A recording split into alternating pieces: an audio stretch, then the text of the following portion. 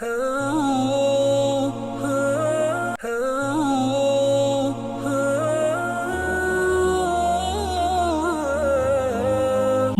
முடிந்த மஸ்ஜித் அக்ஸாவுடைய ஹுத்பாவை முஹம்மது சரந்த ஹபிதுல்லா அவர்கள் நிகழ்த்தியிருந்தார்கள். ஹுத்பாவின் தலைப்பு ஈருலக சீர்திருத்தத்துக்குமான நலவுக்குமான சில வழிமுறைகள் புத்திமதிகள் என்பதாகும். அல்லாஹ்வை புகழ்ந்து ஸல்லல்லாஹு அலைஹி வஸல்லம் அவர்கள் ஸலவாத்து ஸலாம் சொன்னதன் பின்பு அபூதர் கிஃபார் ரலியல்லாஹு தஆலா அன்ஹு அவர்கள் சொன்ன ஒரு ஹதீஸை அடிப்படையாக கொண்டு ஹுத்பாவை அமைத்திருந்தார்கள். அபூதர் கிஃபார் ரலியல்லாஹு தஆலா சொன்னார், நபி ஸல்லல்லாஹு அலைஹி வஸல்லம் அவர்கள் எனக்கு 7 விடயங்களை செய்யுமாறு ஏவினார்கள். 7 விடயங்களை செய்யுமாறு எனக்கு ஸல்லல்லாஹு அலைஹி வஸல்லம் படித்தார். முதலாவது அந்த 7 விடயங்கள் ஹதீபார் சொல்றாரு, அது அவர்களுக்கு மாத்திரமல்ல முழு உம்மத்துக்கும் தேவையான 7 விடயங்கள். முதலாவது சொன்னார்கள் ஸல்லல்லாஹு அலைஹி வஸல்லம் அவர்கள் எனக்கு ஏழைகளை நேசிக்குமாறு, ஏழைகளோடு நெருக்கமாக இருக்குமாறு. இரண்டாவது, எப்போதும் அல்லாஹ்வுடைய அருட்கொடைகளை பார்க்கின்ற போது என்னோடு தாழ்ந்தவர்களை பார்க்குமாறு நபி ஸல்லல்லாஹு அலைஹி வஸல்லம் அவர்கள் கேவினார். என்னை விட உயர்ந்தவர்கள், துனியாவுடைய விடயத்தில் உயர்ந்தவர்களை பார்க்க கூடாது என்று சொன்னார்கள். உறவினர்கள் எங்களை துண்டித்தாலும் உறவினரோடு சேர்ந்து நடக்க வேண்டும் என்று பணித்தார்கள். அதே போன்று மனிதர்களிடத்தில் எந்த ஒன்றும் கேட்கக்கூடாது, கண்ணியமாக வாழ வேண்டும் என்று ஸல்லல்லாஹு அலைஹி வஸல்லம் பணித்தார்கள். கசப்பாக இருந்தால் உண்மை உரைக்க வேண்டும் என்று சொன்னார்கள். அல்லாஹ்வுடைய விடயத்திலே எந்த ஒரு பழிக்கக்கூடியவருடைய பழிப்பையும் பொறுப்பெடுக்கக்கூடாது என்று ஸல்லல்லாஹு அலைஹி வஸல்லம் அவர்கள் சொன்னார்கள். அதிகமாக லா ஹவ்ல வலா குவத்த இல்லா பில்லாஹ் என்ற வார்த்தையை சொல்லி வாருங்கள், அது அரிசுக்கு கீழால் இருக்கக்கூடிய பொக்கிஷங்களில் ஒன்றாகும் என்று ஸல்லல்லாஹு அலைஹி வஸல்லம் 7 விடயங்களை செய்யுமாறு என்னை பணித்தார்கள். முதலாவது விடயம், ஏழைகளோடு அன்பாக நடந்து கொள்ளுமாறு, ஏழைகளுடைய விடயத்திலே கவனம் செலுத்துமாறு என்னை பணித்தார். அதுதான் மிக முக்கியமான அன்பின் வெளிப்பாடாக இருக்கிறது. ஏழைகளை நேசிக்கவில்லை என்றால், ஏழைகளை நேசிக்காதவனாக இருந்தாலும் பரவாயில்லை, ஏழைகளுடைய விடயத்தில் கவனம் செலுத்தக்கூடியவனாக இருக்க வேண்டும், ஏழைகளுடைய நெருக்கமாக இருக்க வேண்டும், ஏழைகளுடைய தேவைகளை கேட்டறியக்கூடியவராக இருக்க வேண்டும், ஏழைகளுடைய உணர்வுகளையும் வருத்தங்களையும் சிரமங்களையும் காயங்களையும் உணரக்கூடியவனாக இருக்க வேண்டும், ஏழைகளுடைய அபிலாஷைகளை நிறைவேற்றக்கூடியவனாக இருக்க வேண்டும், ஏழைகளோடு சேர்ந்து பழக வேண்டும், ஏழைகளோடு சேர்ந்து நடக்க வேண்டும். உமர் கத்தாப் சொன்னார்கள், என்னுடைய ஆட்சி காலத்திலே எங்காவது ஒரு இடத்திலே ஒரு குதிரை இரடி விழுந்து அவருடைய கால் அடைந்தாலும் அது பற்றிய இடத்திலே கேட்கப்படும் என்று. பிலஸ்தீனிலே நடைபெறக்கூடிய விடயங்கள், அவர்களுக்கு சாப்பாடும் கிடையாது, மருந்தும் கிடையாது, தங்குமிடமும் கிடையாது, மிகவும் கஷ்டப்பட்டு கொண்டிருக்கிறார். இது சம்பந்தமாக எல்லா முஸ்லீம்களிடத்திலும் கேள்விகளுக்கு கேட்கப்படும். குறிப்பாக பொறுப்புதாரிகள், தலைவர்கள், அமைச்சர்மார்கள், இஸ்லாமிய தலைமைத்துவத்திடத்திலே இது சம்பந்தமாக கேட்கப்படும் என்று ஹதீப் அவர்கள் சொன்னார்கள். இன்று மக்கள் கவனஈனமாக இருக்கக்கூடிய விடயங்கள் ஒன்றுதான் ஏழைகளுடைய விடயம், ஏழைகள் மீது அன்பு வைப்பது. நபி ஸல்லல்லாஹு அலைஹி வஸல்லம் அவர்கள் சொன்னார், 2வது விடயம், எப்போதுமே நீ உன்னை விட தாழ்ந்தவர்களை பார்க்க வேண்டும். உலக விடயத்திலே உன்னை விட உயர்ந்தவர்களை பார்க்கக்கூடாது. ஆனால் இந்த விடயத்திலே மக்கள் சருகிவிட்டார்கள். இன்று மக்கள் எப்போதும் ஆடம்பரமான வாழ்க்கையை தான் பார்க்கிறார்கள், தன்னை விட உலக விடயத்தில் உயர்ந்தவர்களை பார்க்கிறார்கள். ஈமான்தாரிகள் இவருடைய நிலைமைகளை பார்ப்பது கிடையாது. இன்று திரைப்படங்கள் எடுப்பதற்காக வேண்டி பல கோடிக்கணக்கான மில்லியன் கணக்கான ரூபாக்கள் செலவழிக்கப்படுகின்றன, வீணான களியாட்டங்களுக்காக செலவழிக்கப்படுகின்றன. ஆனால் நல்ல விடயங்களுக்கு இவ்வாறான விடயங்கள் செலவழிக்கப்படுவது கிடையாது. காரூன் பணங்களை சேர்த்தான், ஆனால் பணத்தின் மூலமாக மக்களுக்கு செய்ய வேண்டிய கடமைகளை செய்யவில்லை. அல்லாஹ் அவனை பற்றி எச்சரிக்கின்றான். சூரா அல் கஸஸ் 77வது வசனம், நீங்கள் பூமியிலே குழப்பம் செய்ய வேண்டாம். காரூனை பார்த்து அல்லாஹ் சொன்னான். ஒரு கூட்டம் காரூனை பின்பற்றினார்கள். என்ன சொன்னார்கள்? காரூனுக்கு கிடைத்த சொத்து செல்வங்கள் எங்களுக்கும் கிடைக்க வேண்டும் என்று ஆசைப்பட்டார்கள். அல்லாஹ் என்ன செய்தான்? காரூனையும் காரூனுடைய சொத்து செல்வங்களையும் பூமிக்குள்ளால் சுழிவாங்கி கொண்டான், அப்படியே பூமிக்குள்ளால் எல்லாம் விழுங்கி கொண்டான். சூரா அல் கஸஸ் 81வது வசனம். நல்லவர்கள் சொன்னார்கள், இல்லை, அல்லாஹ்விடத்திலிருந்து கிடைக்கக்கூடிய நன்மை, ஈமான் கொண்டு சாலிஹான அமல் செய்யக்கூடியவர்களுக்கு அல்லாஹ்விடத்திலே வழங்கப்படக்கூடிய ஒரு நன்மை காரூனுக்கு கொடுக்கப்பட்ட சொத்து செல்வங்களை விட மேலானது என்று சொன்னார்கள். இது பொறுமைசாலிகளுக்கு மாத்திரம்தான் கிடைக்கும் என்று அவர்கள் சொன்னார். சூரா கஸஸ் 80வது வசனம்.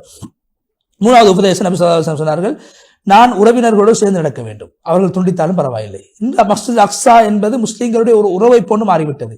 பிலஸ்தீனுடைய பிரதேசம், மக்கள் கணக்கில்லாமல் இருக்கிறார்கள். கஸா வாசிகள் எல்லோருடைய உறவினர்களாக இருக்கிறார்கள். அவர்களை நாங்கள் உபசரிக்க வேண்டும், விடயத்தில் கவனம் செலுத்த வேண்டும், அவர்களுக்காக உதவ வேண்டும். பிலஸ்தீன் மக்கள், கஸா மக்களுக்காக நாங்கள் உதவ வேண்டும். சுல்தான் சலாஹுதீன் அய்யூபி ரஹ்மத்துல்லாஹி அலைஹி அவர்கள் மிம்பரில் ஏறினார்கள். ஏறுகின்ற போது அவர்கள் இந்த பகுதியை ஆட்சி செய்கின்ற போது மிம்பரிலே ஒரு பேப்பர் துண்டு, ஒரு காகிதம் எழுதப்பட்டிருந்தது. அதிலே அந்த வார்த்தையை படித்துவிட்டு அவர்கள் அழுத ஆரம்பித்தார்கள். அந்த வார்த்தை என்ன? ஏ ஆட்சி செய்யக்கூடியவரே, சிலுவைகளை உடைத்து இந்த இஸ்லாமிய ஆட்சி செய்யக்கூடிய ஆட்சியாளரே, உங்கள் பக்கம் ஒரு இருட்டு வந்து விட்டது. மஸ்ஜித் அக்ஸாவில், பைத்துல் மக்திஸிலிருந்து ஒரு இருள் வந்திருக்கிறது. எல்லா பள்ளிவாசல்களும் சுதந்திரம் பெற்று பரிசுத்தமாக இருக்கும் போது நான் இழிவுபடுத்தப்பட்டுக் கொண்டிருக்கிறேன், நான் கேவலப்படுத்தப்பட்டுக் கொண்டிருக்கிறேன், நான் அசிங்கப்படுத்தப்பட்டுக் கொண்டிருக்கிறேன் என்ற அந்த கடிதத்தை, அந்த வார்த்தைகளை கொண்ட காகிதத்தை பார்த்த சலாஹுத்தீன் அய்யூபி ரஹ்மத்துல்லாஹி அலைஹி அவர்கள் அழுதார்கள். அதுக்கு பின்னால் தான் அவர்கள் பைத்துல் மக்திஸை வெற்றி கொள்ள வேண்டும் என்று வந்தார்கள். இந்த உம்மத்துக்காக வேண்டி பாடுபட்டார்கள். ஹதீஸுல் குதுஸிலே அல்லாஹ்வுடைய அர்ஷுக்கு கீழே எழுதப்பட்ட வார்த்தை என்ன தெரியுமா? யார் உறவை தேர்ந்து நடப்பாரோ அவரோடு நான் சேர்ந்து நடப்பேன், உறவை யார் துண்டிப்பாரோ அவரை நான் துண்டிப்பேன் என்ற வார்த்தை எழுதப்பட்டிருக்கிறது. 4வது உபதேசம், யாரிடத்தில் எதையும் யாசிக்க கூடாது, சுயமரியாதையோடு வாழ பழகிக் கொள்ள வேண்டும். இந்த பூமியை விட்டுக் கொடுப்பதற்காக வேண்டி யார் யாரெல்லாம் என்னென்ன பிச்சைகளை போடுகிறார், உதவிகளை செய்கிறார், அவைகள் நாங்கள் யாரும் ஏற்றுக்கொள்ளக்கூடாது. நாங்கள் தலை நிமிர்ந்து சுயமரியாதையோடு வாழ பழகிக் கொள்ள வேண்டும். யாரிடத்தில் யாசிக்க கூடாது, யாருடைய பொருளையும் ஆசைப்படக்கூடாது. அல்லாஹ் குர்ஆனில் சொல்கிறார், நீங்கள் வறுமையை பயந்தால் அல்லாஹ் அவருடைய கிருபையினால் உங்களிடத்திலே அவருடைய வறுமையை போக்கி உங்களை செல்வந்தவர்களாக ஆக்குவான். சூரா தௌபா 28வது வசனம். எனவே இஸ்லாமிய ஆட்சி உலகத்திலே தலை தூக்கி நிமிர்ந்து வாழ்ந்ததற்கான காரணமே அவர்கள் யாரிடத்திலும் யாசிக்கவில்லை, காசுக்காக மார்க்கத்தை விட்டுக் கொடுக்கவில்லை, தலை நிமிர்ந்து வாழ்ந்தார்கள், சுயமரியாதையோடு வாழ்ந்தார்கள். அடுத்த உபதேசம், மீண்டும் மீண்டும் அவர்கள் அந்த உபதேசத்தை செய்த 7 உபதேசங்களை ஞாபகப்படுத்துகிறார்கள். அதுக்கு பின்னால்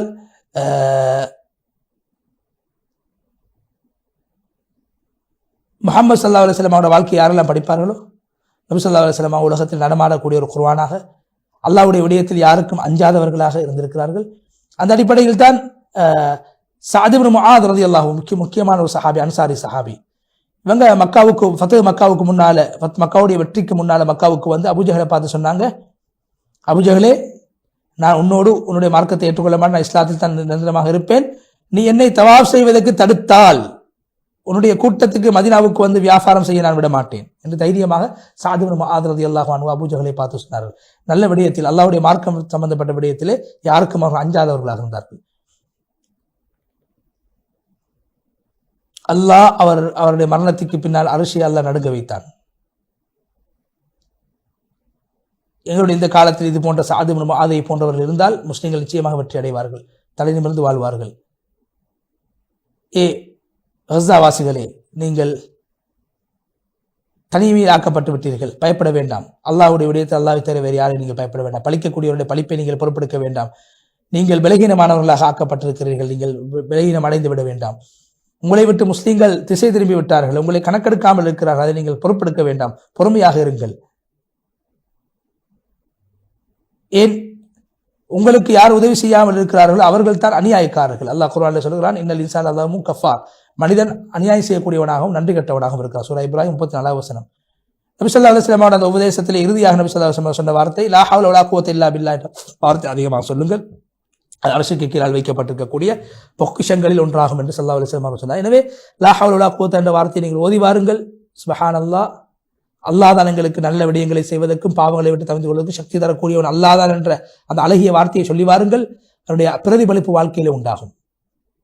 அல்லாஹ்வை தவிர உதவி செய்யக்கூடியவர்கள் எங்களுக்கு யாருமே கிடையாது. அல்லாஹ் நபி ஸல்லல்லாஹு அலைஹி வஸல்லம் சொன்னார்கள், ஹதீஸில் குதுஸில் என்னுடைய உம்மத்தில் ஒரு சாரார் உண்மையிலே இருப்பார்கள், அவர்களுக்கு யாரும் எந்த ஒன்றும் செய்ய முடியாது, அல்லாஹ்வுடைய அந்த கியாமத்துடைய நாள் வரும் வரைக்கும் அவர்கள் தான் இந்த அக்ஸாவுடைய பிரதேசத்தில் வாழக்கூடியவர்கள் என்று சொல்லி ஹுத்பாவுடைய முதல் பகுதியை விட்டு ஹதீப் முஹம்மது சரந்தா ஹஃபிதுல்லாஹ் விடைபெற்று சென்று ஹுத்பாவுடைய 2வது பகுதியிலே ஹதீப் அவர்கள் ஹஜ் சம்பந்தமான சில விடயங்களை ஞாபகப்படுத்தினார்கள்.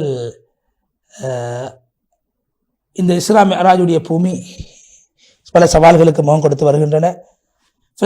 எப்படி இருந்தாலும் பிலஸ்தீனுடைய பூமி ஹாஜிகளை, ஹஜ்ஜுக்காக சென்றவர்களை அழகாக வரவேற்றுக் கொள்கிறது.